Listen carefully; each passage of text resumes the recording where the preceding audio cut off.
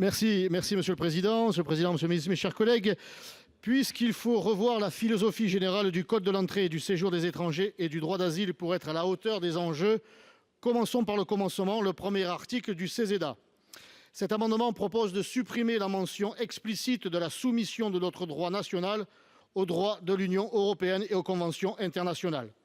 En effet, des verrous juridiques supranationaux empêchent les meilleures volontés politiques d'agir. Les jurisprudences en font partie. Le 21 septembre dernier, la Cour de justice de l'Union européenne s'est prononcée contre le refoulement systématique d'un ressortissant étranger entré irrégulièrement sur le territoire français. C'est une véritable dépossession de notre liberté d'agir souverainement. Cet arrêt vient d'ailleurs d'une saisine de l'association d'extrême gauche, la CIMAD, qui a été décisive pour empêcher l'expulsion de l'islamiste et assassin de Dominique Bernard, Mohamed Mogouchkov. Il est temps de remettre en cause ces modes de procédé qui font fi des décisions juridictionnelles et rendent l'État impuissant.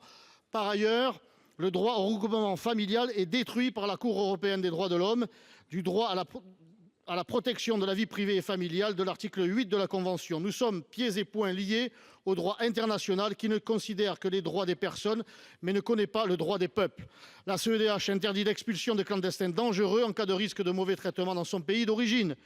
La CJUE interdit les sanctions pénales pour les clandestins. La CEDH condamne la reconduite d'une embarcation interceptée en mer en son pays de provenance. C'est pourquoi le ministre britannique de l'immigration, Robert Jenrick, a évoqué la possibilité de retirer le Royaume-Uni de la Convention européenne des droits de l'homme pour faciliter les expulsions des migrants.